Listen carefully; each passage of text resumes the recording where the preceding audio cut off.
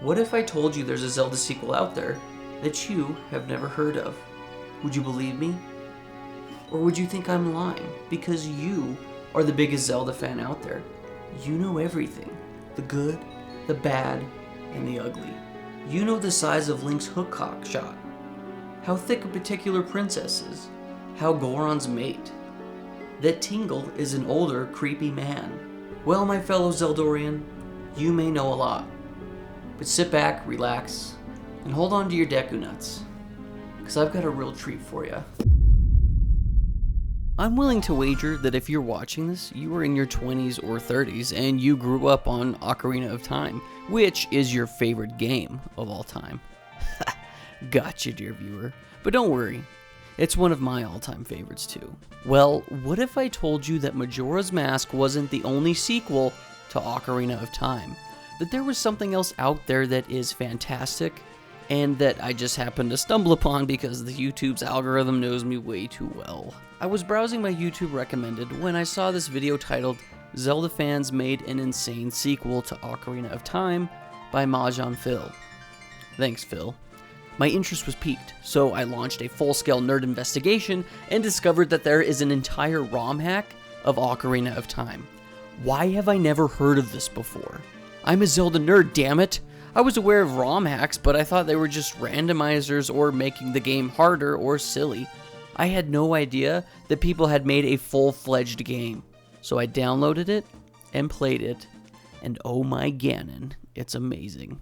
This is the greatest Zelda sequel that you have never heard of, called The Legend of Zelda: The Sealed Palace.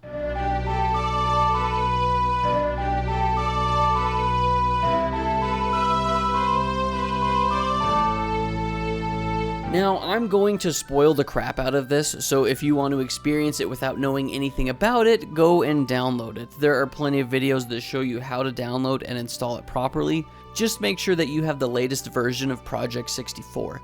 I made that mistake and then Reddit learned me. Right when you boot this up, you are greeted with a new title screen and new music, but it still feels like Ocarina. Now, I wouldn't consider this a direct sequel, it's more of an alternate reality of Ocarina of Time. Similar story, the same characters, but you experience everything a little bit differently.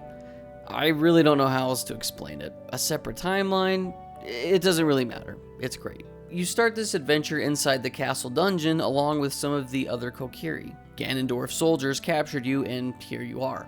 The entire intro section of this game is you trying to find a way out of the castle. Although the Sealed Palace is very linear, in some aspects this game feels more akin to some of the older classic Zelda games where you aren't given much direction and you simply just have to explore and figure things out, which I do love, but it makes it much harder.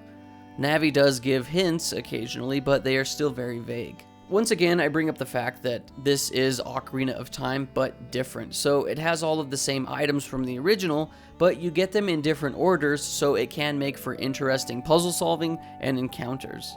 The most notable one is the fight with Shadow Link inside the water temple. Before, you would just use the hammer or Goron sword, but you don't have the hammer at this point, and I didn't do the quest to get the Goron sword that doesn't break. So that meant I had to beat myself. No help. One-on-one. Me versus me. Yeah, it was hard, but through the power of emulation and save states, I did okay.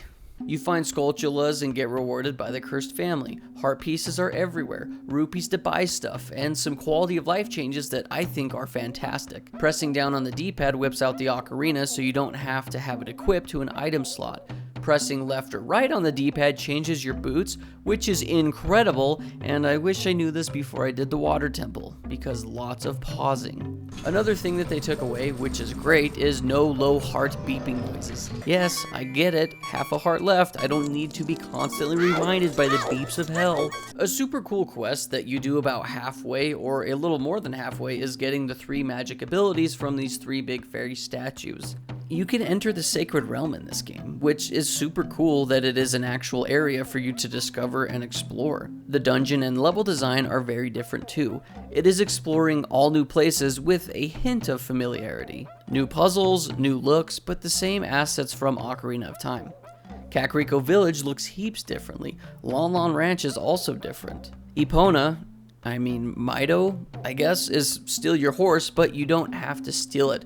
You can also find the Kokiri Forest and your old house, except it's burned down and there is kind of a somber moment with Navi. All the locations were fun to experience along with the dungeons as well. My favorite dungeon was probably the Spirit Dungeon. There is a day-night puzzle solving that goes along with it, which made it really fun. The Shadow Temple I just happened to stumble upon, but that one was also pretty fun. It really makes you use your big brain and the platforming skills. I think my least favorite dungeon was the third dungeon, only because it was a pain in the ass to find. Simply because the game deceived me into thinking I was already at the dungeon. You find this ice dungeon and you start going through it as per usual, finding keys and items to get through, but then you hit a wall where you can't progress anymore. But there is an outside area that you can platform your way up to a mountain to find a house at the top. You enter the house, and then you find a painting, and you enter it, taking you to the third dungeon.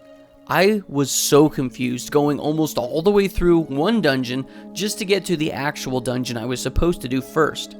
In theory, it sounds so cool, but in practice, I had no idea if I was doing the right one or not, so this is one of the few times I needed a walkthrough to help me out. All of these locations and areas compared with brand new songs, which are very fitting and I quite enjoyed. Ganon's castle at the end was quite the challenge, although his boss fight wasn't as epic as Ocarina of Time's. There was no Phase 1 playing Magic Tennis with Ganon, just the monster Ganon fight, and no epic escape sequence either. This leads me into the story of this game. There aren't that many cutscenes, and the story itself is similar to Ocarina, but very lackluster. You don't get to spend a lot of time with other creatures around Hyrule. There aren't that many Gorons to chill with, there are a couple Zoras and King Zora, but they don't really add to anything, and the Kokiri are all locked up. At the end of the game, we don't know what happens to the Kokiri, the Gorons are still cold, and where's Link going to go? His house is burned down and Navi left. In all reality, the story doesn't matter. This is mostly for Ocarina of Time fans who want to experience Ocarina of Time again, but in a different way.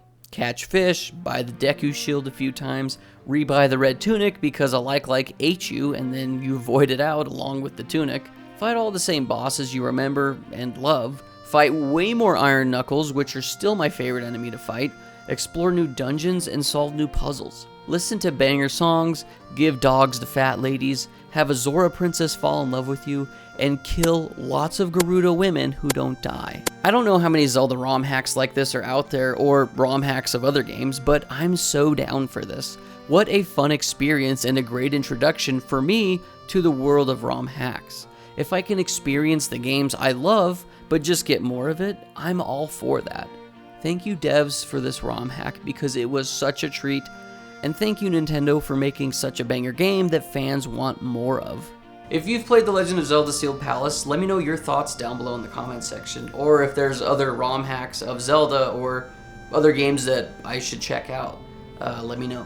I also want to thank our Patreons for all the support, and thank you, dear viewer, for watching. We'll catch you in the next one, and as always, keep it rad.